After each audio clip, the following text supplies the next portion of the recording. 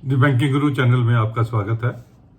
आज हम अपनी इस वीडियो में आरबीएल बैंक के दिसंबर 23 क्वार्टर के रिजल्ट्स जो आज रिलीज हुए हैं उन्हें एनालाइज करते हैं। एट द आउटसेट कोई बहुत बढ़िया नंबर्स नहीं है, not very impressive set of numbers. पहले मोटी मोटी चीजें देख लेते हैं, डिटेल में एनालिसिस बाद में करते हैं।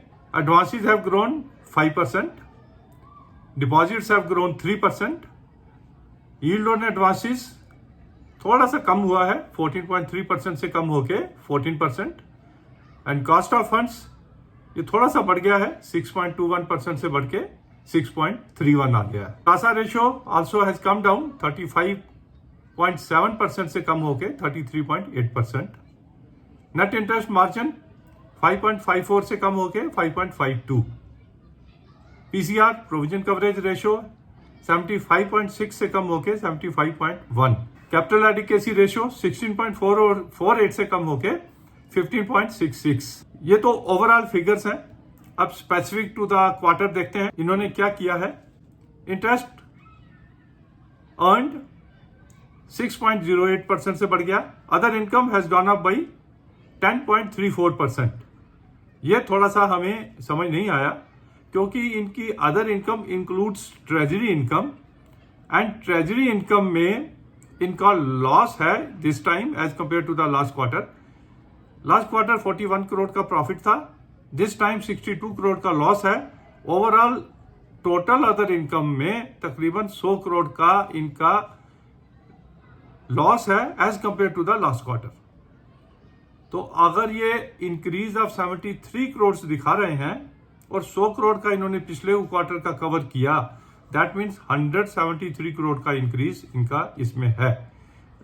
यस, प्रोसेसिंग चार्जेस इनके अच्छे बढ़ के आए हैं। टोटल एक्सपेंडिचर 6.92% से बढ़ गया, एब्सोल्यूट टर्म में 257 करोड़ बढ़ा।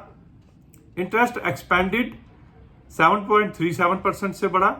ऑपरेटिंग एक्सपेंसेस 7.59 से बढ़े, and the total expenditure has gone up by 11%।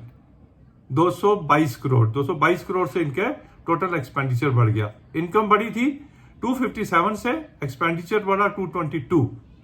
तो operating profit there is a increase of 34 crore.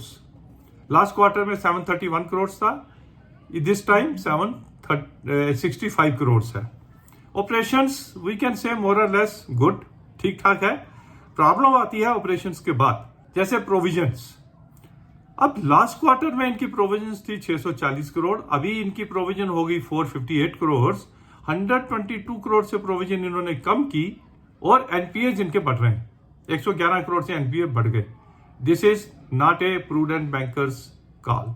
Tax provisions last quarter में 203 करोड़ से इन्होंने राइट बैक किया था, अभी इन्होंने 74 करोड़ के प्रोविजंस कर लिए। ओवरऑल 275 करोड़ का इनका benefit tax provision as compare to the last quarter. अब ये जो दो चीजें हैं ये इनका दर्शाती हैं कि इनकी एक कंसिस्टेंसी नहीं है इनके इन एरियाज में।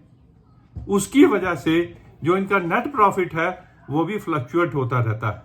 अब net profit this time they are showing a loss of 61 crore. 294 crore last quarter में था, 233 करोड़ दिस क्वार्टर है, 21% का रिडक्शन है। अब इसमें अगर मेरे हिसाब से माने तो 61 करोड़ की रिडक्शन की बजाय 182 करोड़ की रिडक्शन प्रोविजन में इन्होंने की, उसको ऐड करो।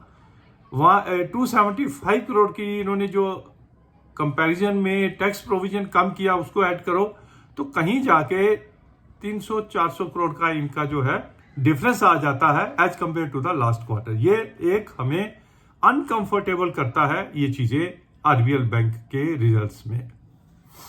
हालांकि दे आर सेइंग कि इन्होंने आरबीआई के हिसाब से कंटीजेंट प्रोविजन किया है 115 करोड़ का एआईएफ के ऊपर, अल्टरनेट इन्वेस्टमेंट फंड के ऊपर। Yes, all the banks are doing that. Gross NPA बढ़ गए 111 करोड़ से और नेट बढ़ गए 41 करोड़ से।